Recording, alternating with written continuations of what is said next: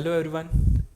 आज हम डिस्कस करेंगे जेई मेंस का जो एग्ज़ाम हुआ था 24 फेब को, फर्स्ट शिफ्ट के बारे में डिस्कस करेंगे कि कैसे क्वेश्चन आए थे, किस लेवल के क्वेश्चन थे, इजी थे, मॉडरेट थे या फिर हार्ड लेवल था। ठीक है, अब जो ये क्वेश्चन हमने इकट्ठे करे हैं ये पूरे पूरे मेमोरी बेस्ड हैं। स्टूडेंट्स ने जैसे हमें बताया हमने उसी पैटर्न के अंदर हमने इनको अरेंज कर दिया। ठीक है, क्वेश्चन ऊपर नीचे हो सकते हैं, ऑप्शंस इनकी आगे पीछे हो सकती हैं क्योंकि ये पूरे पूरे मेमोरी बेस्ड है। ठीक है, जो स्टूडेंट्स ने हमें बताया हमने उसी की रिगार्डिंग आपके साथ डिस्कस करने जा रहे हैं। फर्स्ट क्वेश्चन क्या है आपके पास, if two identical capacitor once connected in series and once connected in parallel. पहले हमने क्या करा, सीरीज में दो आइडेंटिकल कैपेसिटर को सीरीज में लगाया, फिर आइडेंटिकल कैपेसिटर को हमने पैरेलल में लगाया, तब उनकी रेशियो हमने फाइंड करनी है C1/C2 क्या रहेगी। जब हम कैपेसिटर को सीरीज में ऐड करते हैं तो हमारे पास जो कैपेसिटेंस का नेट कैपेसिटेंस क्या आ जाएगी, 1/CS is equal to 1/C plus 1/C। तो CS की वैल्यू क्या आ जाएगी हमारे पास, CS इज इक्वल टू आ जाएगा हमारे पास C/2। सीरीज के लिए हम यूज़ करेंगे टर्म C1। ठीक है, तो ये हमारे पास C1 आ गया। उसके बाद पैरेलल के अंदर हम क्या बात करते हैं कि जो कैपेसिटर होते हैं डायरेक्ट ऐड हो जाते हैं। ऐड होने का मतलब क्या है, CP is equal to C plus C। तो आपके पास क्या आ गया 2C। तो ये किसकी वैल्यू आ गई, C2 की।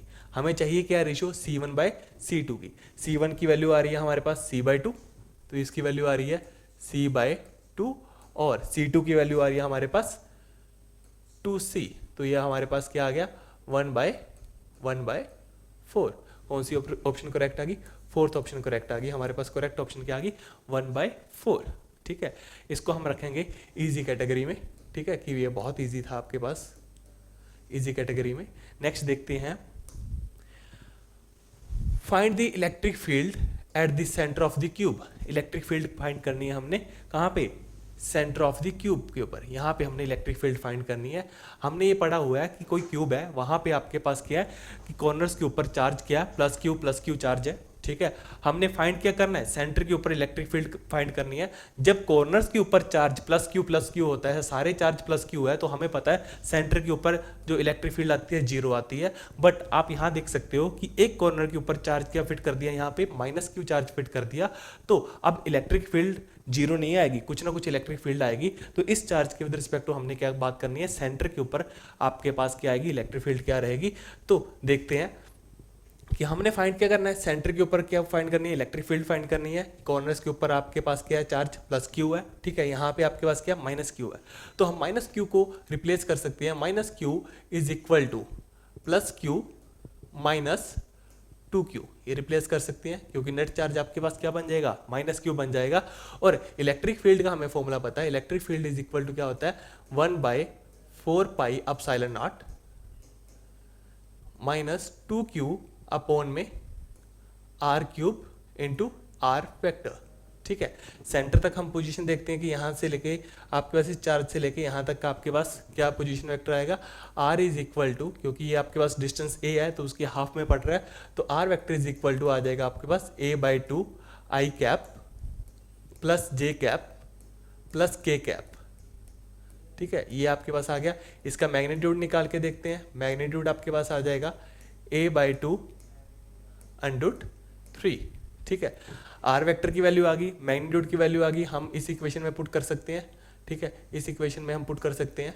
ठीक है, इसके अंदर पुट करके देखते हैं, हमारे पास आ जाएगा electric field E is equal to 1/4πε0 -2Q upon में आ जाएगा R³ R³ की वैल्यू आपके पास A³, 2 का क्यूब करेंगे तो हमारे पास आ जाएगा 8, 3 का √3 का करेंगे तो 3√3 इंटू R वेक्टर है हमारे पास A/2 I cap plus J cap plus K cap.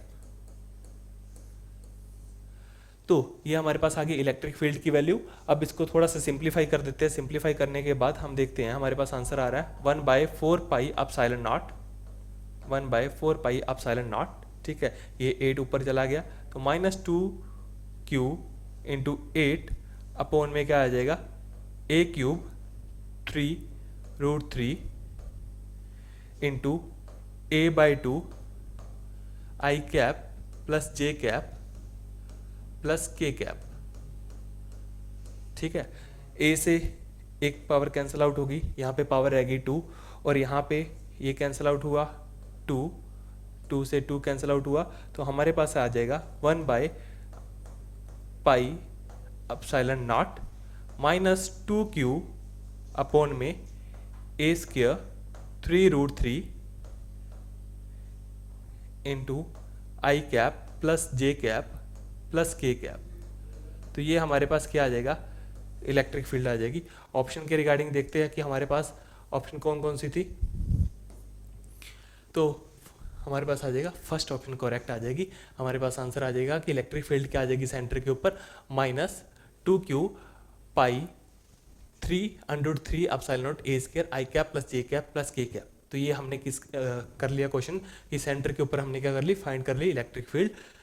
कौन से मेथड से, सुपरपोजिशन। जो हमने मेथड करा वो सुपरपोजिशन से करा। तो क्या था सुपरपोजिशन, कि माइनस क्यू को हमने कन्वर्ट कर दिया किस में, क्यू माइनस 2q में, सुपरपोजिशन लगा दी हमने। ठीक है। तो नेक्स्ट देखते हैं, हमारे पास सेमीकंडक्टर के ऊपर जो क्वेश्चन आ रखा है। ठीक है।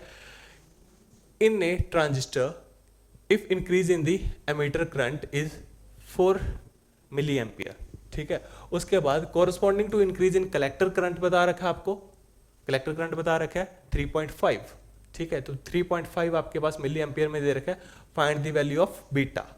तो इस क्वेश्चन को हम दो मेथड से कर सकते हैं। पहला मेथड ये है कि आप अल्फा की वैल्यू निकाल लो, अल्फा की वैल्यू निकालने के बाद अल्फा और बीटा का रिलेशन वाला फॉर्मूला हम यूज कर लेंगे। ठीक है। तो पहले वो चेक करते हैं कि वो आपके पास कैसे हम यूज करेंगे।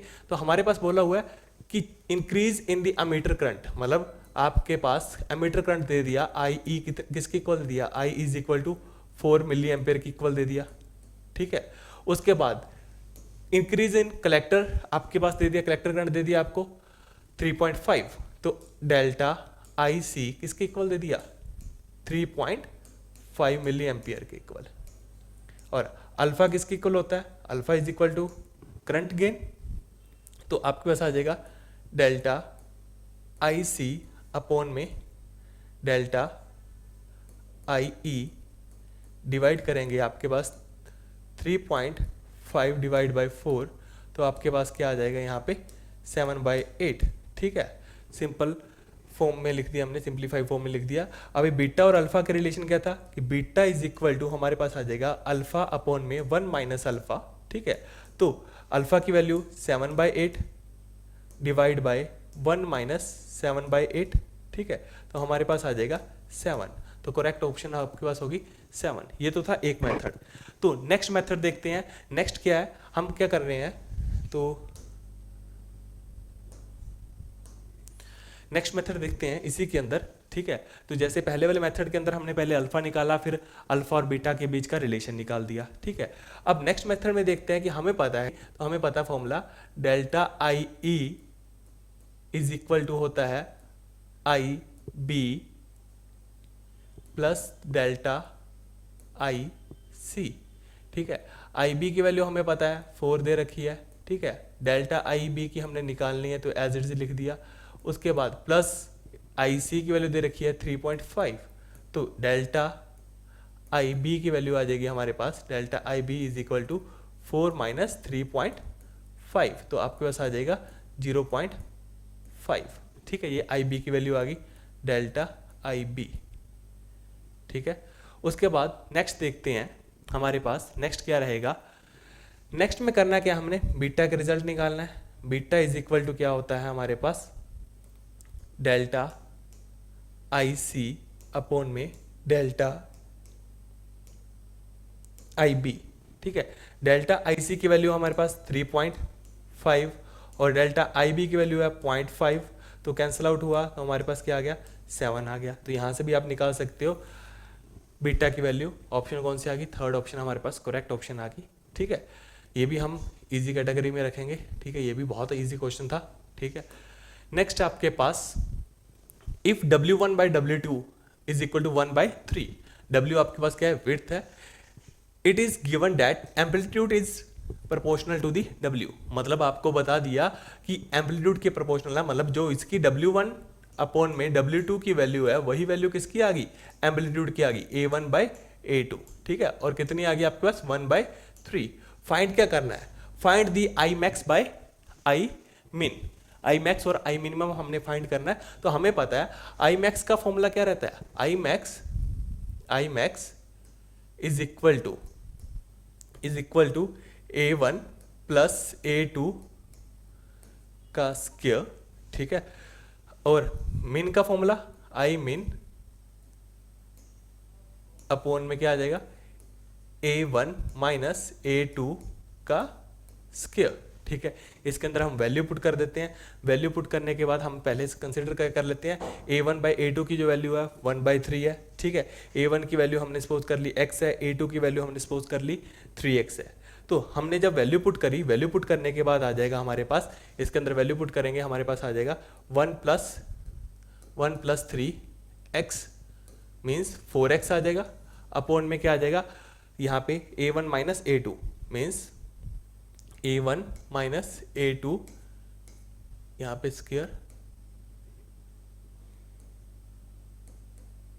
तो आपके पास आ गया 4x स्क्वायर, अपॉन में क्या आ जाएगा यहाँ पे आपके पास 1 माइनस 3, तो आपके पास आ गया 2x स्क्वायर, तो आपके पास क्या आ गया यहाँ पे 4 का स्क्वायर करा और यहाँ पे 2 का स्क्वायर करा, तो 16/4 इज इक्वल टू 4/1।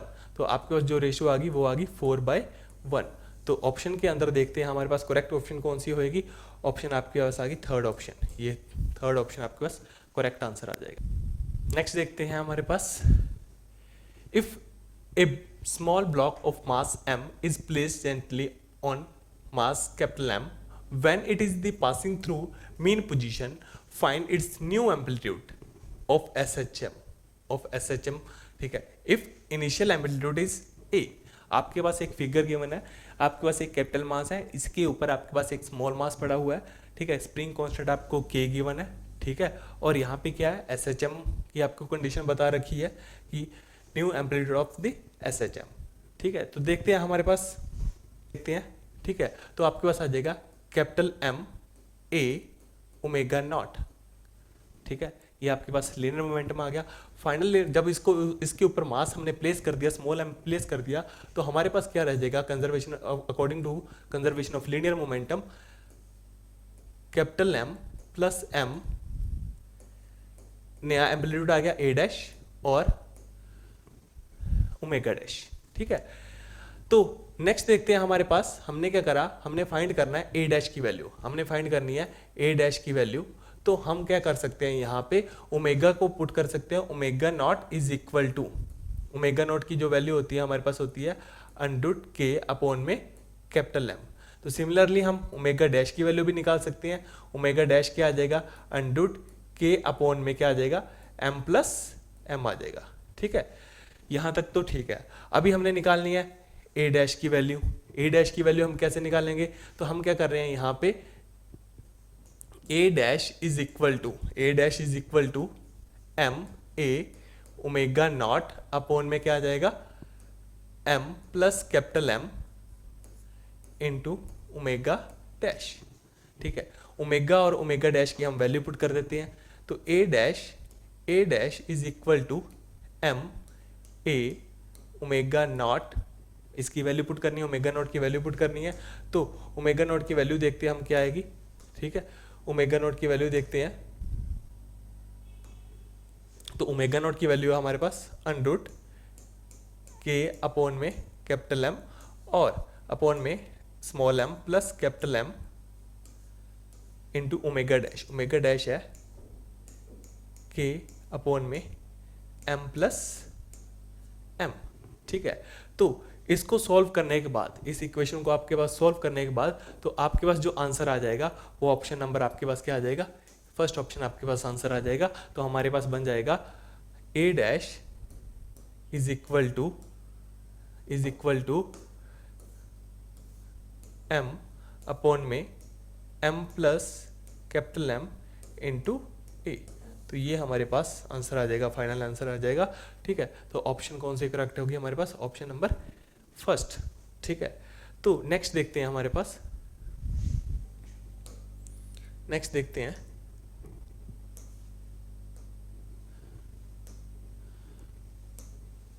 नेक्स्ट बहुत ही सिंपल क्वेश्चन। आपको क्या दे रखा है, वीटी ग्राफ दे रखा है, वेलोसिटी टाइम ग्राफ दे रखा है। तो आप देख सकते हो जो आपके पास वीटी वेलोसिटी टाइम की जो स्लोप क्या देगी, आपको एक्सेलेरेशन देगी। तो यहाँ पे आपके पास स्लोप क्या है, डाउनवर्ड है। तो मतलब आपको पहले एक्सेलेरेशन क्या मिलेगी, नेगेटिव एक्सेलेरेशन मिलेगी आपको। फिर उसके बाद आपके पास क्या है, स्लोप अपवर्ड है। तो आपको फिर से उसके बाद क्या कौन सी एक्सेलरेशन मिलेगी, प्लस की एक्सेलरेशन मिलेगी, कांस्टेंट एक्सेलरेशन।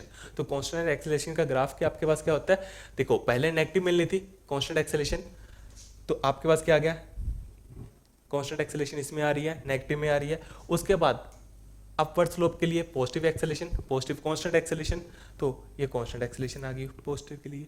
ठीक है, आप लाइन की इक्वेशन से भी निकाल के देख सकते हो। ठीक है, तो आपके पास क्वेश्चन कौन सा आंसर क्या आ गया, करेक्ट आंसर क्या आ गया, ऑप्शन थर्ड। ठीक है, बहुत ही ईजी।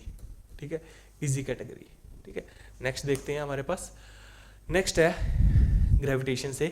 तो इसमें क्या आपके पास आपको दो बॉडी दे रखी है, एक का मास 2m है और एक का मास आपके पास क्या है, m है। दोनों के बीच का जो डिस्टेंस दे रखा है वो हमें दे रखा है d। ठीक है, तो हम सॉल्व करके देखते हैं। हमें पूछा क्या गया है, two stars are rotating about their common centre. मतलब दो स्टार है जो रोटेट कर रहे हैं अबाउट कॉमन सेंटर। तो मतलब आपके पास क्या है, एक बॉडी आपके पास क्या है 2m है, एक बॉडी आपके पास क्या है m है। ठीक है, अभी इनका जो सेंटर जो लाई करेगा वो यहाँ कहीं लाई करेगा, क्योंकि ये बॉडी का मास क्या है 2m है। ठीक है, और ये क्या करेगी, रोटेट करेगी अपने इस एक्सिस के अंदर या फिर इस सर्कल के अंदर मूव करेगी, इस सेंटर के विद रिस्पेक्ट टू। ठीक है, अब इस बॉडी मूव करेगी तो यहाँ पे आपको कौन सी फोर्स मिलेगी, क्योंकि सर्कल के अंदर मूव कर रही है, सेंट्रीपिटल फोर्स लगेगी इस बॉडी की वजह से। तो यहाँ पे आपके पास एक तो ग्रेविटेशन फोर्स है, दूसरा आपके पास हमने बात करी है सेंट्रीपिटल फोर्स। ठीक है, तो आपके पास नेक्स्ट क्या आ जाएगा, आप नेक्स्ट देखो हमने करना क्या, F gravitational is equal to F C. तो हमने करा क्या, gravitational force G M M by R square, R क्या है यहाँ पे डी। ठीक है, तो हमने पुट कर दिया। उसके बाद सेंट्रीपिटल फोर्स एम ओमेगा। अभी देखो यहाँ से लेके ये 2d/3 डिस्टेंस कैसे आया, तो टोटल आपके पास देखो मास क्या है 2:1 में है। ठीक है, तो यहाँ पे भी आपके पास क्या आ जाएगा 1:2। तो आपके पास ये कितना डिस्टेंस आ गया 2d/3। ठीक है, तो ये 2d/3 हमने डिस्टेंस लिख दिया यहाँ पे, m ओमेगा स्क्वायर 2d/3। तो हमने जब इसको सॉल्व करा, ओमेगा स्क्वायर की वैल्यू क्या आ गई 3gm/d³।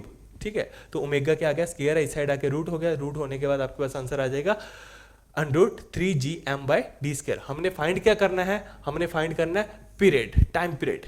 तो t इज इक्वल टू होता है हमारे पास, t is equal to 2π/2π omega.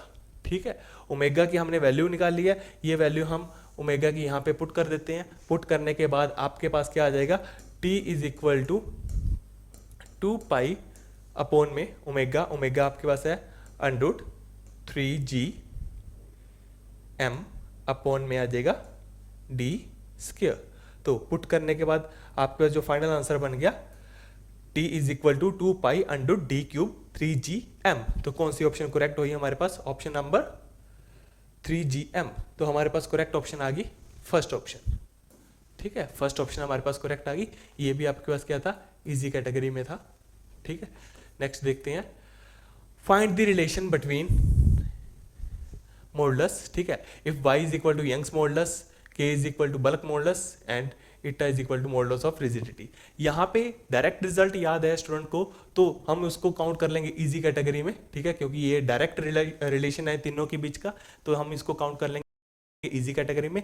यदि किसी स्टूडेंट को याद नहीं है रिलेशन, ठीक है, तो हम उसको मॉडरेट में भी मान सकते हैं, क्योंकि डायरेक्ट रिजल्ट बहुत कम स्टूडेंट इनको याद रख पाते हैं। ठीक है, और मैक्सिमम स्टूडेंट्स को जो रिजल्ट याद रहता है वो रहता है, हम पहले बात करते हैं y मतलब यंग्स मॉडुलस के अंदर और बल्क मॉडुलस के अंदर का relation, y is equal to 3k1 - 2 sigma. ठीक है, और ये हमारे पास रिलेशन था यंग्स मॉडुलस के अंदर और बल्क मॉडुलस के अंदर। सिमिलरली हम रिलेशन निकाल सकते हैं y is equal to modulus of rigidity के अंदर 2η1 प्लस सिग्मा। सिग्मा आपके पास है पोज़ोन रेशियो। ठीक है, इन दोनों इक्वेशन को जब आप सॉल्व करोगे, सॉल्व करने के बाद आपके पास आ जाएगा k की जो वैल्यू आ जाएगी। ठीक है, k is equal to η y upon में 9η - 3 वाई। ठीक है, ये रिजल्ट आ जाएगा। ठीक है, तो इसके रिगार्डिंग आप इक्वेशन देख सकते हो। तो हमारे पास क्या आ जाएगा, इटा वाई। ठीक है,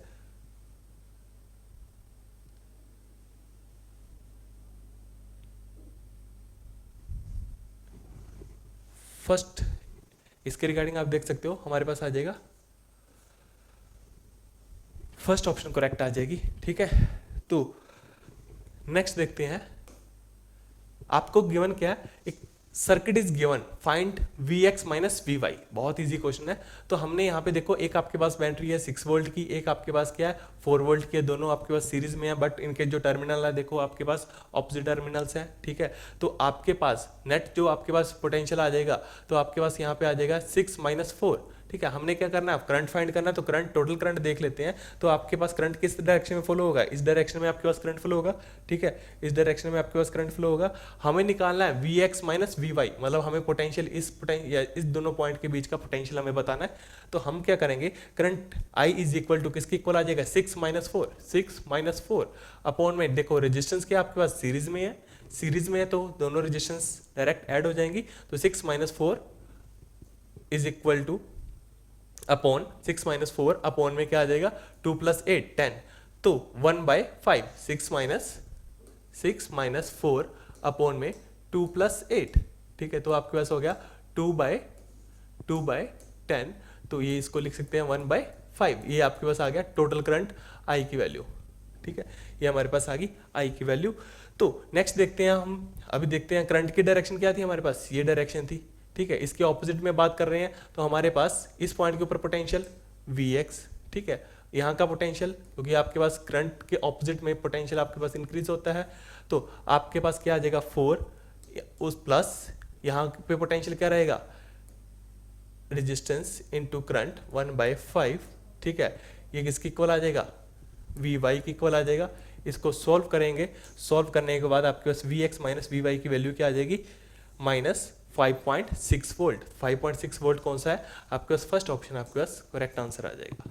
ठीक है, तो ये भी आपके पास इजी कैटेगरी में था। ठीक है, इसको भी हम इजी कैटेगरी में रख सकते हैं। नेक्स्ट आपके पास यूनिट्स एंड डायमेंशन की रिगार्डिंग। ठीक है, यूनिट्स एंड डायमेंशन के रिगार्डिंग आपको करना क्या है, यहाँ पे आपसे पूछा गया बीटा के डायमेंशन पूछे गए हैं। तो बीटा के डायमेंशन क्या होंगे वो हम फाइंड करके देखते हैं। तो हमें पता है एक्सपोनेंशियल की पावर आपके पास ये क्या आएगा, कुछ कांस्टेंट आएगा, तो मतलब ये कांस्टेंट का डायमेंशन लेस हो जाएगा। तो इसको सॉल्व करके देखते हैं क्या कि एक्स स्क्वायर अपॉन में अल्फा के टी आपके पास क्या आएगा, डायमेंशन लेस आएगा। तो डायमेंशन लेस आएगा, तो डायमेंशन लेस के आपके पास क्या आ जाएगा, डायमेंशन m0 l0 t0। तो ये आपके पास आ गया डायमेंशन लेस। तो x आपके पास क्या है एल स्क्वायर, क्योंकि ये लेंथ है आपके पास, अल्फा एज इट इज के टी, के और टी के जो डायमेंशन रहेंगे वो किसके डायमेंशन रहेंगे, एनर्जी के डायमेंशन रहेंगे। और जो एनर्जी के डायमेंशन होते हैं वही सेम किसके होते हैं, वर्क के होते हैं। तो मैं के टी को एक बार सिंप्लीफिकेशन के लिए W लिख रहा हूँ। ठीक है, is equal to m0 l0 t0। ठीक है, तो यहाँ पे अल्फा के क्या डायमेंशन आ गया, alpha is equal to L square upon में क्या आ गया W। ठीक है, अब देखिए वर्क डन किसके इक्वल आ गया, अल्फा के डायमेंशन एल स्क्वायर अपॉन में W इंटू बीटा का स्क्वायर और ये हमें पता है क्या है, डायमेंशन लेस है। ठीक है, तो इसको लिखने से कोई फर्क नहीं पड़ेगा। तो हमने क्या करा यहाँ पे W स्क्वायर क्रॉस मल्टीप्लाई कर दिया हमने, L square is equal to beta square.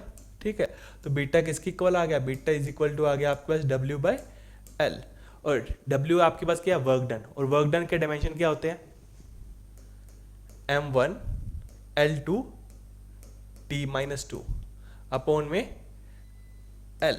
ठीक है, एक L से L कैंसिल आउट हो गया, तो बीटा इज इक्वल टू आपके पास आ गया m1 l1 t-2। तो ये आपके पास आ गया बीटा के डायमेंशन। करेक्ट ऑप्शन देखते हैं m1 l1 t-2। तो करेक्ट ऑप्शन कौन सी आ गई, फर्स्ट ऑप्शन आपके पास क्या आ गई, करेक्ट ऑप्शन आ गई। ठीक है, इसको भी हम बोल सकते हैं इजी कैटेगरी में। ठीक है, इस बार पेपर बहुत इजी आया है as compare to previous years paper, जो हमने पहले भी बात करी है, पिछले साल भी देखे हैं। ठीक है, उसके कंपैरिजन इस बार वाला पेपर बहुत इजी था। Zener diode is connected in circuit as shown in, find the current in 2 kilo ohm. तो हमें इसके अंदर करंट फाइंड करना है, ठीक है, हमें करंट फाइंड करना है 2 किलो ओम वाली रेजिस्टेंस के अंदर। तो सिंपल काम करते हैं, हमें पता है कि यहाँ पे जीनर का प्रोसेस हम अक्कर करवाना है हमने, ठीक है। जीनर का प्रोसेस अक्कर होगा तो यहाँ पे हमारे पास कितना पोटेंशियल 0, यहाँ पे आ गया आपके पास 10, यहाँ पे 0 है, यहाँ पे आपके पास क्या आ गया 5, ठीक है, क्योंकि यहाँ पे जीनर का हमने सपोज कर लिया प्रोसेस क्या हो रहा है, अक्कर हो रहा है। तो आपके पास यहाँ पे करंट कितना लाई कर जाएगा, यहाँ पे करंट कितना आ जाएगा, आपको पता है करंट किसके इक्वल होता है, I is equal to V by R के इक्वल होता है। आपके पास यहाँ पे देखो रेजिस्टेंस की वैल्यू क्या दे रखी है 2 किलो ओम, ठीक है, करंट कितना आपके पास, पोटेंशियल कितना है आपके पास 5, ठीक है। तो 5 अपॉन में क्या आ गया 2 किलो ओम, ठीक है। तो 5 अपॉन में 2 किलो को हम लिख सकते हैं 10⁻³ तो आपके पास क्या आ जाएगा 2.5 इंटू 10⁻³ एम्पियर, ठीक है। तो आपके पास आ गया 2.5 मिली एम्पियर, ठीक है। तो इसके रिगार्डिंग आपके पास कौन सा आ गया, फर्स्ट ऑप्शन करेक्ट आ गई, ठीक है। आप देख भी सकते हो I is equal to V की वैल्यू आपके पास क्या है, यहाँ पे 5 है तो यहाँ पे भी क्या आएगी 5 हो जाएगी वैल्यू, अपॉन में 2 इंटू 10⁻³ ठीक है, इज इक्वल टू आपके पास आ गया 2.5 इंटू 10⁻³ तो ये किस में आ जाएगा आपके पास, मिली वोल्ट के अंदर आ जाएगा आपके पास, सॉरी मिली एम्पियर के अंदर आपके पास आ जाएगा, ठीक है। x इज इक्वल टू आपके पास आ गया 2.5 मिली एम्पियर। तो कौन सी ऑप्शन करेक्ट होगी आपका, फर्स्ट ऑप्शन, ठीक है। तो ये भी था आपके पास इजी कैटेगरी में था। नेक्स्ट है थर्मोडायनेमिक्स के ऊपर, ठीक है। आपको गिवन क्या है कि आपको एक कर्व दे रखी है जो है ए बी, कौन सा प्रोसेस, आइसोथर्मल, बी सी के ऊपर प्रोसेस है आपके पास आइसोबैरिक, और सी ए प्रोसेस आपके पास है आइसोकोरिक प्रोसेस। हमें फाइंड क्या करना है, हमें फाइंड करना है टोटल वर्क डन। तो टोटल वर्क डन निकाल के देखते हैं। हमारे पास प्रोसेस गिवन है ए से बी आपके पास दे रखा है isothermal, isothermal means temperature constant, ठीक है, टेम्परेचर क्या आ जाएगा कांस्टेंट आ जाएगा। उसके बाद आपको बता रखा है बी से सी क्या है आइसोबैरिक है, और सी से ए क्या है आइसोकोरिक। तो वर्क डन निकाल के देखते हैं। गिवन हमारे पास क्या है P1 V1 is equal to nRT, ठीक है। तो ये आपको डायग्राम गिवन है, और एक कंडीशन और भी गिवन है आपको, कि वो कंडीशन क्या है P1 V1 is equal to nRT, ये कंडीशन आपको गिवन है, ठीक है। आइसोथर्मल के अंदर क्या रहता है आपके पास, टेम्परेचर कांस्टेंट रहता है। टेम्परेचर कांस्टेंट रहने का मतलब क्या है, आपके पास TA इज इक्वल टू क्या आ गया TB, TA is equal to क्या आ गया TB आ गया, ठीक है। पॉइंट C के ऊपर टेम्परेचर है पॉइंट C के ऊपर टेम्परेचर है T, ठीक है। तो हमारे पास पहले वर्क डन निकाल के देखते हैं WAB। तो WAB क्या आ जाएगा, WAB is equal to nRTB, TA लिख लो चाहे TB लिख लो, क्योंकि आपको पता है आइसोथर्मल प्रोसेस है, TA is equal to TB आ जाएगा, ठीक है।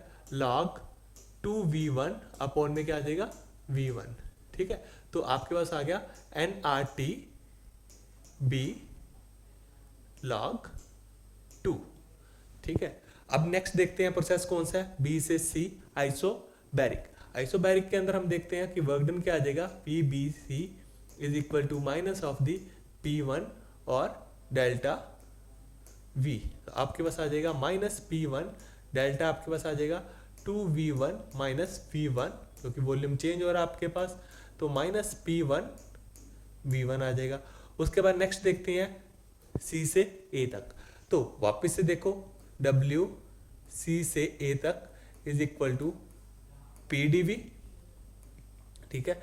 यहाँ पे आपके पास क्या है, वॉल्यूम कांस्टेंट है, तो किसी कांस्टेंट चीज का डेरिवेटिव करेंगे वो क्या आएगा 0 आएगा। तो वर्क डन इन CA, इसके अंदर वर्क डन क्या आ गया आपके पास WCA आपके पास क्या आ गया 0 आ गया, ठीक है। तो टोटल वर्क डन की बात करनी है तो टोटल वर्क डन हमारे पास आ जाएगा, तो W is equal to WAB plus WBC plus WCA, ठीक है।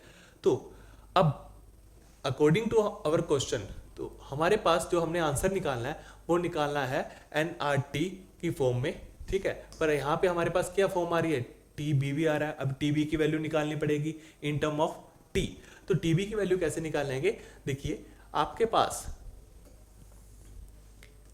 PV is equal to nRT, ठीक है। तो हम वैल्यू निकाल के देखते हैं इस पॉइंट के ऊपर, इस पॉइंट के ऊपर वैल्यू निकाल के देखते हैं हमारे पास। तो हमारे पास है P1 two times of the V1 is equal to NRTB। और अब इस पॉइंट C पॉइंट के ऊपर निकाल के देखते हैं P1 V1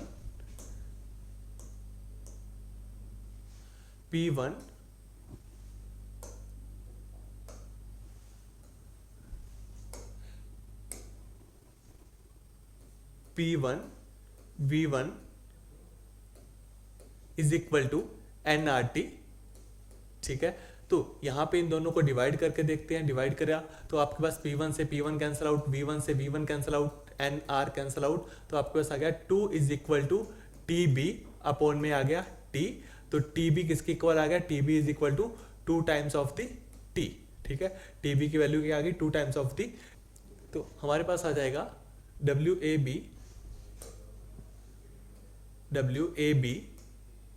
is equal to NR 2T log 2। ठीक है। और टोटल वर्क डन देखते हैं, टोटल वर्क डन हमारे पास आ जाएगा 2NR, टोटल वर्क डन देखते हैं 2NR T log 2। यहाँ पे इसकी वैल्यू तो 0 होगी, WBC की वैल्यू क्या आ जाएगी, WBC की वैल्यू आ जाएगी माइनस P1 V1। ठीक है। तो माइनस P1 V1। अबे हमें गिवन क्या था, P1 V1 is equal to NRT। तो यहाँ पे हम वैल्यू पुट कर देते हैं, तो हमारे पास आ जाएगा 2NRT log 2 माइनस NRT बाहर निकाल लिया कॉमन, NRT बाहर निकाल दिया, अंदर रह गया आपके पास 2 log 2 माइनस 1। तो यहाँ से 2 भी निकाल दिया बाहर, तो आपके पास आ जाएगा NRT 2 log 2 माइनस 1/2। तो हमारे पास टोटल वर्क डन क्या आ गया, NRT 2 log 2 माइनस 1/2। तो करेक्ट ऑप्शन क्या आ गया हमारे पास, सेकंड ऑप्शन। तो सेकंड ऑप्शन के अंदर क्या है, 2NRT log 2 1 माइनस 1/2। तो ये हमारे पास सेकंड ऑप्शन क्या आ गई, करेक्ट आंसर आ गया। तो नेक्स्ट देखते हैं, नेक्स्ट एक डायरेक्ट क्वेश्चन है हमारे पास वॉल्यूम एक्सपेंशन के ऊपर। A side of cube A is made from the 6 identical sheet if coefficient of linear expansion is alpha and thermal and temperature is now made T plus delta T now from the temperature T, then find the change in volume। तो direct expression है change in volume, ठीक है, upon V total volume is equal to gamma times of the delta T। अब हमें पता है कि relation क्या होता है, gamma is equal to 3 times of the alpha. तो हम ये रिलेशन गामा की वैल्यू हम क्या करेंगे, यहाँ पे पुट कर देंगे, तो हमारे पास आ जाएगा डेल्टा V अपॉन में V is equal to 3 alpha delta T। ठीक है। तो delta V is equal to the 3 alpha delta T into क्या आ जाएगा, V आ जाएगा। और हमारे पास क्या दे रखा है, क्यूब दे रखा है, उसकी साइड क्या दे रखी है, साइड दे रखी है A। ठीक है। तो वॉल्यूम क्या हो जाएगा आपके पास, delta V is equal to A cube into 3 alpha delta T। तो इसके रिगार्डिंग आप देख सकते हो कि हमारे पास ऑप्शन कौन सी करेक्ट आ जाएगी, 3A cube alpha delta T। तो ऑप्शन फर्स्ट, ये भी आपके पास क्या आ गया, इजी कैटेगरी में। ठीक है। इसको भी हम ले सकते हैं इजी कैटेगरी में। नेक्स्ट है बहुत इजी क्वेश्चन, थर्मोडायनेमिक्स का अगेन क्वेश्चन आ गया। तो आपको यहाँ पे कॉलम बताने हैं, कॉलम 1 बता रखा है, कॉलम 2 बता रखा है, फॉलोइंग टर्म्स बतानी है। एडियाबैटिक प्रोसेस कौन सा होता है, एडियाबैटिक प्रोसेस जिसके अंदर हीट आपके पास कांस्टेंट रहती है। ठीक है। आइसोथर्मल के अंदर क्या रहता है, टेम्परेचर, आइसोकोरिक और एक आ गया आपके पास आइसोबैरिक। ठीक है। आइसोकोरिक के अंदर वॉल्यूम, ठीक है, और आइसोबैरिक के अंदर आपके पास क्या आ गया, प्रेशर कांस्टेंट रह गया। ठीक है। तो वॉल्यूम आपके पास क्या है यहाँ पे, आइसोबैरिक, तो heat constant, isothermal temperature constant, ठीक है, आइसोकोरिक आपके पास क्या आ गया, वॉल्यूम कांस्टेंट, और आइसोबैरिक आपके पास आ गया प्रेशर कांस्टेंट। तो इसके रिगार्डिंग हम बात करते हैं कि हमारा P वाला आ रहा है फोर्थ के साथ, P फोर्थ के साथ, ठीक है, Q वाला कॉलम जो मैच कर रहा है हमारा थर्ड के साथ, R वाला, R जो है हमारे पास आइसोकोरिक है, आइसोकोरिक सेकंड, और आइसोबैरिक, आइसोबैरिक के अंदर होता है प्रेशर कांस्टेंट, तो ये फर्स्ट। तो ऑप्शन के रिगार्डिंग आप देख सकते हो, ऑप्शन आपके पास कौन सी करेक्ट आ रही है, 4 3 2 1, 4 3 2 1, तो यहाँ पे 4 3 2 1, ठीक है, फर्स्ट ऑप्शन आपके पास करेक्ट, सबसे सिंपल क्वेश्चन, इजीएस्ट क्वेश्चन आपके पास, ठीक है, इसको इजी कैटेगरी में रखेंगे। नेक्स्ट देखते हैं, ठीक है, ग्रेविटेशन के अंदर क्या है, आपको गिवन क्या है, 4 particle each of mass 1 kg equidistance में दे रखा है, ठीक है, moving along a circle of radius 1 metre under the action of mutual gravitation attraction, the speed of the each particle की स्पीड निकालनी है। तो करना क्या रहेगा इस क्वेश्चन के अंदर, आपके पास 4 पार्टिकल हैं जो सर्कल के अंदर मूव कर रहे हैं, ठीक है, इक्वी डिस्टेंस के ऊपर है, और यहाँ से ये आपको पता है ये रेडियस आर है, ठीक है, ये भी रेडियस आर हो गया, तो ये यहाँ से लेके यहाँ तक का डिस्टेंस क्या हो गया, √2r हो गया। तो ये पार्टिकल और इन दोनों पार्टिकल के बीच में ग्रेविटेशन फोर्स लग रही है, तो इस फोर्स को हमने नाम दे दिया F1। इन दोनों के बीच में भी फोर्स लग रही है, इन दोनों के बीच में भी फोर्स लग रही है, तो यहाँ पे फोर्स कर दे दिया F2, और ये भी क्या होगी, F2 होगी। क्यों? क्योंकि मास सेम है दोनों का, इन दोनों का भी मास सेम है और डिस्टेंस भी इक्वल है, तो यहाँ पे फोर्स F2 आ गई, ये भी फोर्स क्या आ गई, F2 आ गई। इन दोनों के बीच का एंगल बन रहा है 45, ठीक है, ये भी क्या हो गया आपके पास 45 हो गया, ठीक है, ये भी क्या हो गया 45 डिग्री हो गया। तो F नेट देखते हैं, तो F net is equal to आ जाएगी आपके पास F1 plus 2 times of the F2 cos theta, theta आपको कितना गिवन है, ठीक है 45 डिग्री, 45, ठीक है, किस अभी ये सर्कल के अंदर मूव कर रहे हैं, ठीक है, तो यहाँ पे क्या आ जाएगा, सेंट्रीफ्यूगल फोर्स के इक्वल आ जाएगा यहाँ पे ये, ठीक है, mv² अपॉन में क्या आ जाएगा, r आ जाएगा। तो F1 की वैल्यू क्या आएगी, F1 की वैल्यू आ जाएगी आपके पास g m अपॉन में r², r कितना, अभी टोटल r कितना, डिस्टेंस कितना, r प्लस r 2r, तो ये आ जाएगा आपके पास 2r का square plus 2 times of the F2 देखो m into M, g m upon में इन दो पार्टिकल के बीच का डिस्टेंस कितना है आपके पास, √2r का स्क्वायर, √2r का स्क्वायर इंटू cos 45 आपके पास क्या हो गया, √1/2, तो √1/2, तो इसको लिख सकते हैं हम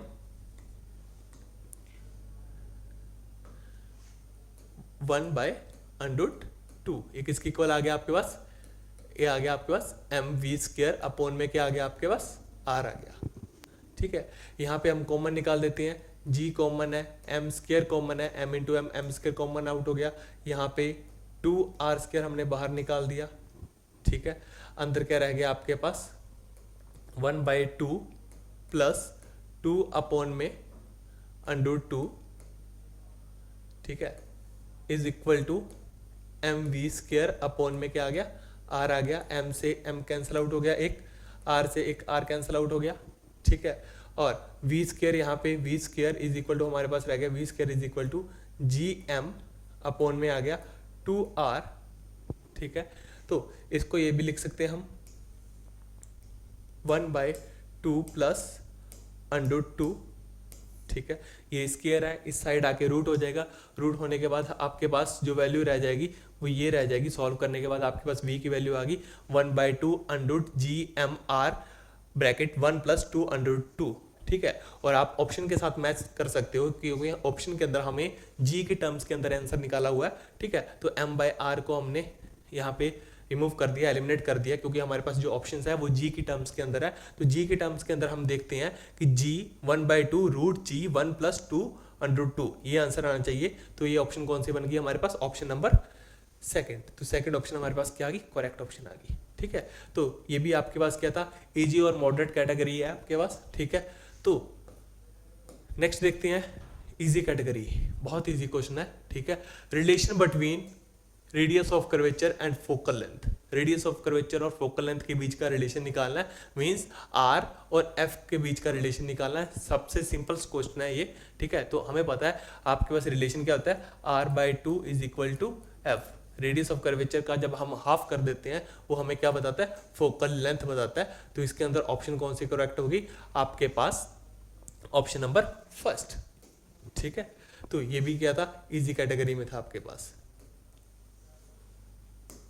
नेक्स्ट देखते हैं, ठीक है, तो नेक्स्ट आपके पास क्या है, आपको I1 दे रखा है, moment of inertia of a ring of mass m and radius r about its diameter, I2 दे रखा है आपको moment of inertia of disc of mass m and radius r through central axis perpendicular to the plane of the ring.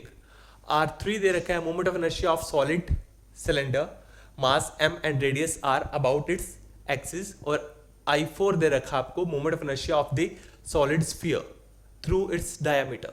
तो यहाँ पे पहले हम देखते हैं मोमेंट ऑफ इनर्शिया क्या रहेगा, ठीक है, अबाउट डायमीटर रिंग का। तो ये होता है हमारे पास m r स्क्वायर अपॉन में 2। अभी डिस्क का रहता है moment of inertia about the centre x m r square upon में 2, ठीक है। उसके बाद सिलेंडर का moment of inertia about its axis m r square upon में क्या रहेगा 2/5 m r स्क्वायर, ठीक है, 2/5 एम आर स्क्वायर। तो देखते हैं ऑप्शन के अंदर कौन सा रिलेशन हमारे पास करेक्ट है, ठीक है। तो हमारे पास करेक्ट ऑप्शन के अंदर देखते हैं कौन सा रिलेशन बनेगा। तो I1 plus I2 is equal to I3 plus I4 5/4 into I4। ये फर्स्ट ऑप्शन देखते हैं, चेक करके देखते हैं। तो हम सपोज कर लेते हैं कि हमने क्या मान लिया, हमने मान लिया m r स्क्वायर बाई 2 को हमने x पुट कर लिया, ठीक है, इसको हमने x पुट कर लिया। x पुट करने के बाद ये भी x हो गया, ये भी आपके पास x हो गया, ये आपके पास x हो गया, ठीक है। और यहाँ पे 2 से मल्टीप्लाई कर दिया, 2 से डिवाइड कर दिया हमने, ठीक है, और 2/5 एम आर स्क्वायर, ठीक है। तो इसकी वैल्यू क्या होगी हमारे पास, इसकी वैल्यू भी क्या होगी x होगी। तो हमारे पास ये बन गया आपके पास 4/5 x, ठीक है। तो रिलेशन चेक करके देखते हैं, x प्लस एक्स 2x हो गया is equal to x plus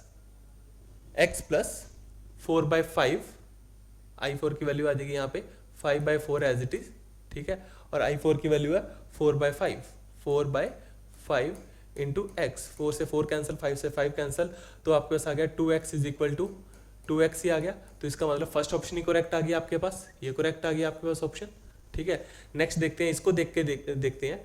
तो आपको पता है ये क्या है, आपके पास x है, ठीक है, ये भी आपके पास क्या है x है, ये भी आपके पास x है, ठीक है। उसके बाद ग्रेटर देन का सिंबल, ठीक है, और ये क्या आपके पास 4/5x, ये क्या आपके पास 4/5x। तो यहाँ पे देखने में पता लग रहा है कि ऑब्वियस है कि ये स्मॉलर होना चाहिए, 4/5 क्या है स्मॉलर है, ठीक है। तो यहाँ पे ये ऑप्शन क्या हो गई, गलत हो गई, ठीक है। नेक्स्ट देखते हैं, I1 is greater then I2, नहीं, I1 की वैल्यू भी x है, इसकी वैल्यू भी x है, तो ये भी क्या हो गया, ऑप्शन गलत हो गई। फोर्थ ऑप्शन देखते हैं, x प्लस एक्स 2x हो गया, ठीक है, is equal to x plus 2/5 और x4 की वैल्यू आपके I4 की वैल्यू क्या आपके पास 4/5, तो 4/5 इंटू x।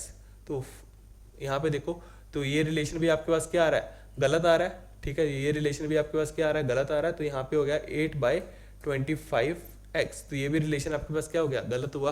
तो करेक्ट आंसर क्या हो गया, फर्स्ट ऑप्शन, ठीक है। तो नेक्स्ट देखते हैं, spectral lines of the hydrogen atom is given by. अब जब कोई इलेक्ट्रॉन इन्फिनिटी से, ठीक है, 1 के ऊपर जंप लगाता है, ठीक है, तो आपके पास कौन सी लिमिट आती है, आपको पता है कि वहाँ पे मैक्सिमम फ्रिक्वेंसी आती है, ठीक है। तो वहाँ पे आपके पास कौन सी आ गई, सीरीज लिमिट आ गई। जब इन्फिनिटी से 1 आ रहा है तो आपके पास क्या आ गया, 11 सीरीज आ गई।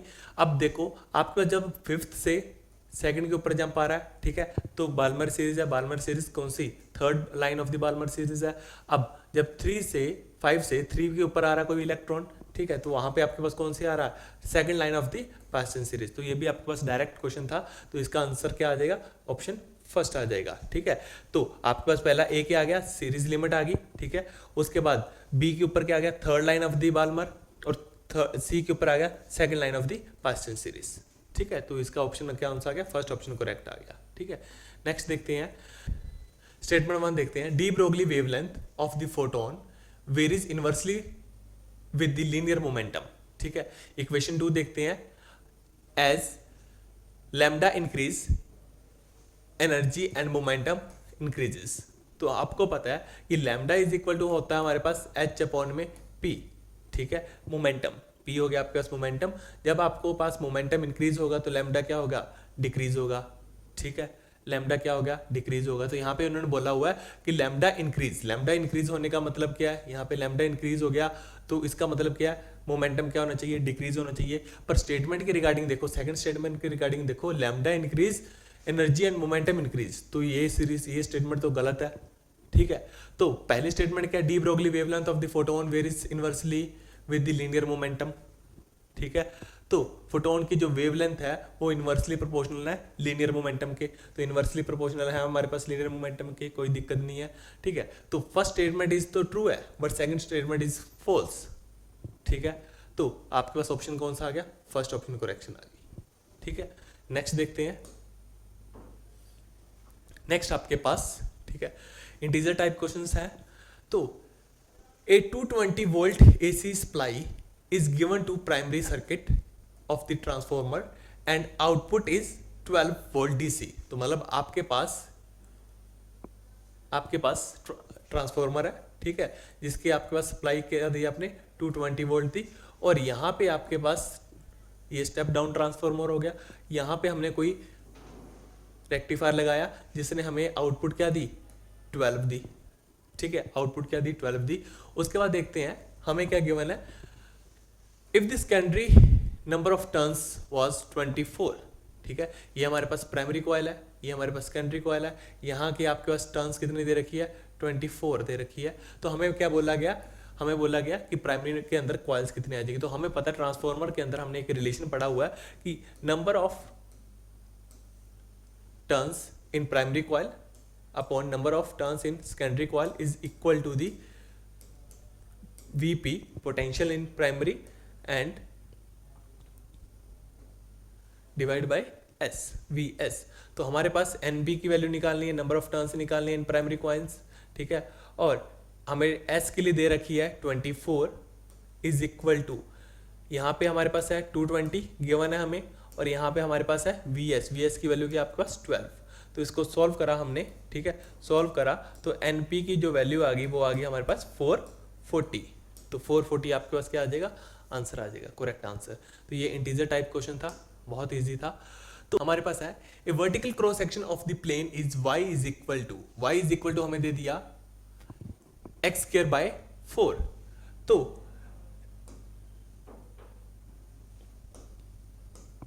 x square by 4, coefficient of friction की बात कर दी 0.5, find the maximum height at which particle can stay.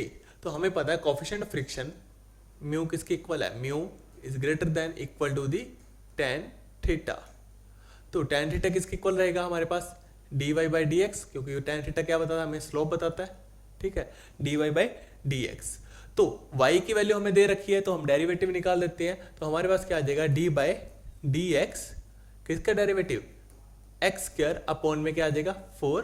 तो आपके पास आ गया 2x अपॉन में 4, तो आपके पास क्या आ गया x बाय 2। तो हमारे पास mu is greater than equal to x upon में क्या आ गया 2 आ गया, और म्यू की वैल्यू दे रखी है हमें, ठीक है, म्यू की वैल्यू दे रखी है हमें ग्रेटर देन इक्वल टू 0.5। तो हमारे पास 0.5 is equal greater than equal to x by 2 आ गया। तो जब x की वैल्यू क्या आ गई, x is smaller than equal to 1, ठीक है। तो x की वैल्यू यहाँ पे हम निकाल सकते हैं, तो x से y की वैल्यू हम निकाल सकते हैं। तो हमारे पास क्या आ जाएगा, y is equal to X square upon में 4 था, 4 इस साइड मल्टीप्लाई हो गया, x इज इक्वल टू आ गया 2 अंडर y आ गया। तो ये वैल्यू हम पुट कर देते हैं, वैल्यू पुट करने के बाद हमारे पास आ जाएगा 2 under y is smaller than equal to 1, ठीक है। तो स्मॉलर देन इक्वल टू 1, तो y किसके इक्वल आ गया, y is smaller than equal to 1/4। तो ये आ गया आपके पास मैक्सिमम हाइट आ जाएगी, ठीक है, विच पार्टिकल कैन स्टे।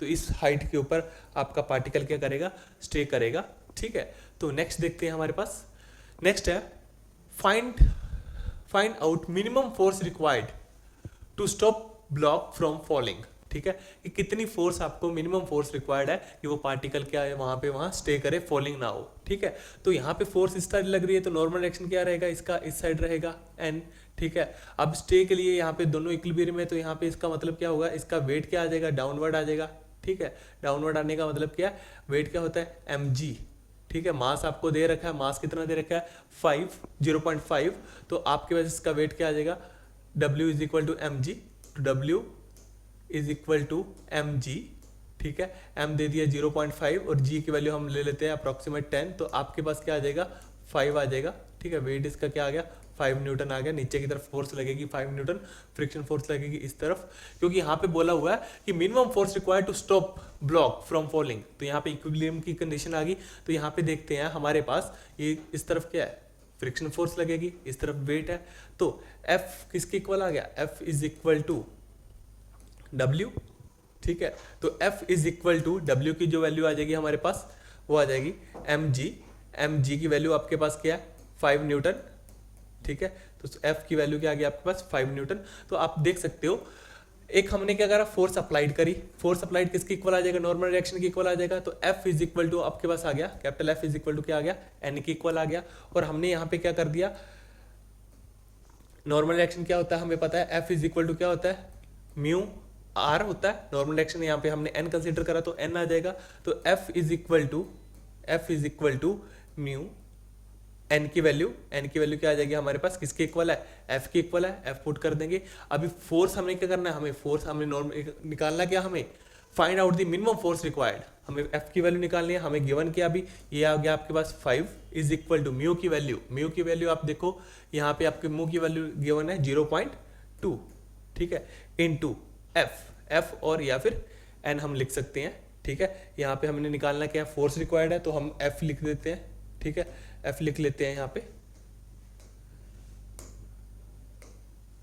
F, ठीक है। तो आपके पास क्या आ गया F is equal to 0.2 sorry F is equal to 5 divide by 0.2, तो F आपके पास क्या आ जाएगा 5 इंटू 10 अपॉन में 2 इज इक्वल टू आ गया आपके पास 25।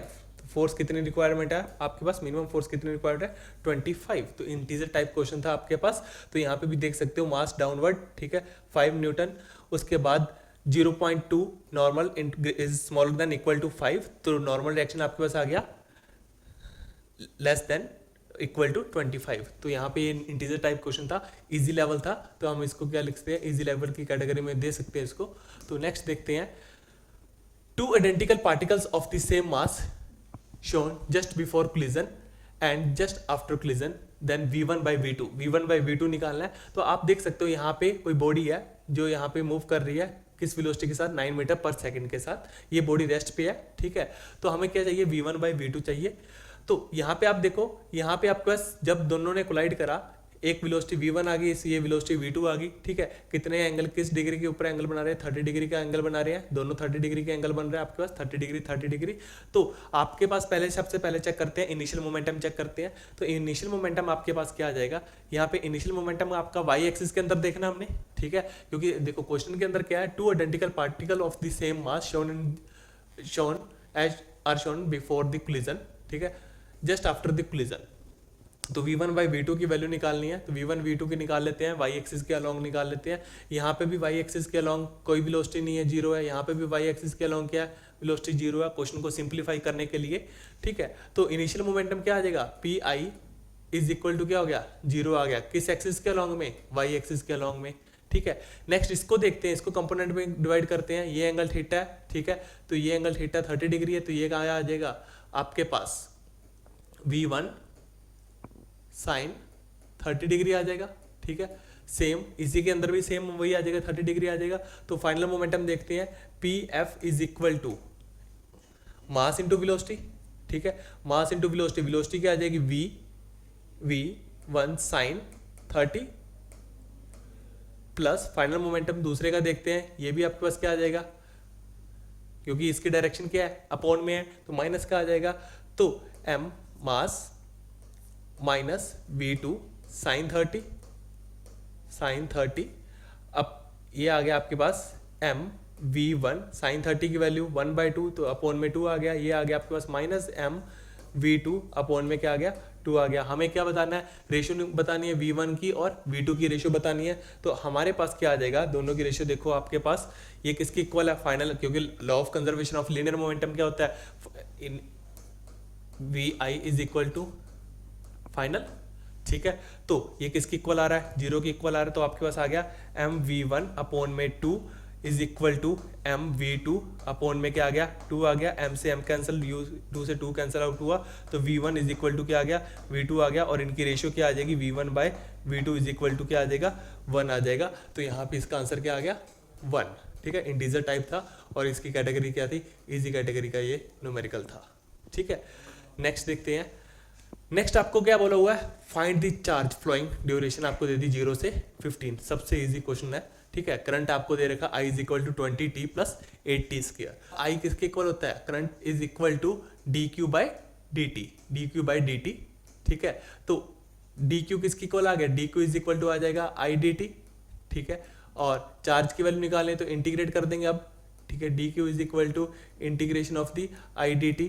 अब यहाँ पे लिमिट क्या है आपके पास, लिमिट है 0 से 15, तो 0 से हमने 15 लिमिट लगा दी, ठीक है। तो ये आ जाएगा आपके पास q is equal to integration 0 से 15, i की वैल्यू पुट कर दी, i की वैल्यू गिवन हमें 20t plus 8t square into dt।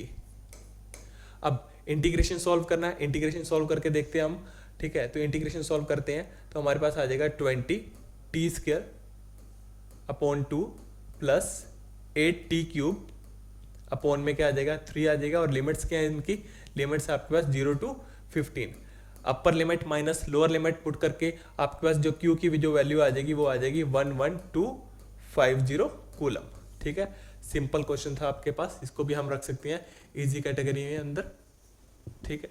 तो नेक्स्ट देखते हैं, आपके पास यहाँ पे क्या गिवन है, kg block can lift by placing a mass m on a piston if radius diameter of the piston placed at one end is increased by 4 times and second piston is decreased by the 4 times. Now same mass m is placed at the piston, then how many kg weight can be lift up, ठीक है। तो हमें पता है यहाँ पे कौन सा क्वेश्चन आ गया, पास्कल लॉ के रिगार्डिंग क्वेश्चन आ गया, P1 is equal to P2, इसको लिख सकते हैं हम F1 अपॉन में A1 is equal to F2 upon में क्या आ जाएगा A2 आ जाएगा आपके पास, ठीक है। अभी आपको फोर्स कितनी दे रखी है, यहाँ पे वेट कितना दे रखा है 100 kg, ठीक है। यहाँ पे आपके पास क्या आ गया 100 kg आ गया, तो फोर्स होता है mass into acceleration due to gravity mg, तो आपके पास 100 इंटू आपके पास क्या आ गया g आ गया, अपॉन में एरिया हमने ले लिया A1 is equal to F2 की वैल्यू mg अपॉन में क्या आ जाएगा A2 आ जाएगा। इसको दे दिया हमने फर्स्ट इक्वेशन। अब सेटअप के अंदर क्या बोल दिया कि आपके पास क्या हो गया 4 टाइम इंक्रीज हो गया, ठीक है। और दूसरी पिस्टन क्या हो गई आपके पास 4 टाइम डिक्रीज हो गई। तो आपको पता है यहाँ पे एरिया ऑफ द पिस्टन क्या हो गया पाई आर स्क्वायर, ठीक है। पाई आर स्क्वायर, इसको ये लिख सकते हैं पाई डी स्क्वायर बाय 4। अब सिस्टम के अंदर क्या कर दिया हमने 4 टाइम इंक्रीज कर दिया। इंक्रीज करने का मतलब क्या है, यहाँ पे डायमीटर को 4 टाइम इंक्रीज कर दिया, पाई 4d स्क्वायर अपॉन में क्या आ गया, यहाँ पे अपॉन में क्या आ गया 4 आ गया। तो ये आपके पास आ गया 16 पाई डी स्क्वायर अपॉन में क्या आ गया 4 आ गया। तो इसका मतलब क्या है यहाँ पे कि आपके पास एरिया कितना इंक्रीज हो गया 16 टाइम में हो गया, और यहाँ पे डिक्रीज करना है 4 टाइम डिक्रीज है, तो एरिया कितना डिक्रीज हो जाएगा 16 टाइम डिक्रीज हो जाएगा। तो नेक्स्ट इक्वेशन क्या बन जाएगी हमारे पास, हमें बता दिया। अभी नेक्स्ट सिस्टम के लिए बताना है, क्योंकि हमें पूछा गया फॉर न्यू सिस्टम के लिए आपको बताना है कि कितने kg। तो हमने mg अपॉन में एरिया कितना आ जाएगा, क्योंकि जब हमने 4 टाइम इंक्रीज करा तो हमारे पास आ जाएगा 16 times of the A1 is equal to the mg A2 upon में क्या आ जाएगा 16 टाइम, ठीक है। ये इक्वेशन नंबर आ गया हमारे पास सेकंड। दोनों को डिवाइड कर देते हैं, दोनों को डिवाइड करने के बाद हमारे पास जो आंसर आएगा वो है 25600 kg, ठीक है। तो हमारे पास आंसर आ गया 25600 kg। तो ये भी आसान क्वेश्चन था, इजी कैटेगरी के अंदर इसको भी रख सकते हैं हम, ठीक है। तो नेक्स्ट देखते हैं। नेक्स्ट हमारे पास क्या है, 2 planets are revolving about a planets, जिसका टाइम पीरियड दे दिया T1 by T2 is equal दे दी आपको रेशियो दे दी 1/8 find the ratio of the angular speed, omega 1 और ओमेगा 2 के बारे में पूछा हुआ है। तो हमें पता है कि t इज इक्वल टू क्या होता है, 2 पाई बाय ओमेगा होता है, इनवर्सली प्रोपोर्शनल आ रहा है। तो इसका मतलब क्या है, t1 अपॉन में t2 इज इक्वल टू क्या आ जाएगा, ओमेगा 2 अपॉन में क्या आ जाएगा, ओमेगा 1। इनकी रेशियो दे रखी है, t1 बाई t2 की रेशियो दे रखी है, t1 बाई t2 की रेशियो दे रखी है आपको 1/8, और हमें निकालनी क्या है, ओमेगा 1 और ओमेगा 2 की रेशियो। ठीक है, तो ये किसकी रेशियो आ जाएगी, ओमेगा 2 अपॉन में क्या आ जाएगा, ओमेगा 1। हमें चाहिए ओमेगा 1 बाई ओमेगा 2 की, तो इसका रेसिप्रोकल कर देंगे तो हमारे पास आ जाएगा 8/1। ठीक है, आप बोल सकते हो ओमेगा 2 1 अपॉन में क्या आ जाएगा, ओमेगा 2 इज इक्वल टू 8। तो हमारे पास इंटीजर टाइप क्वेश्चन था, तो आसान था ये भी। तो नेक्स्ट क्वेश्चन देखते हैं। An electromagnetic wave is propagating in medium where mu r and epsilon r is equal to 2. If the speed of light in medium is x into 10 raised to power 7 meter per second, find out the value of x. तो हमारे पास n is equal to होता है c by refractive index is equal to c by होता है v। तो इसको लिख सकते हैं हम म्यू और एप्सिलॉन की टर्म में लिख सकते हैं 1 divide by under mu not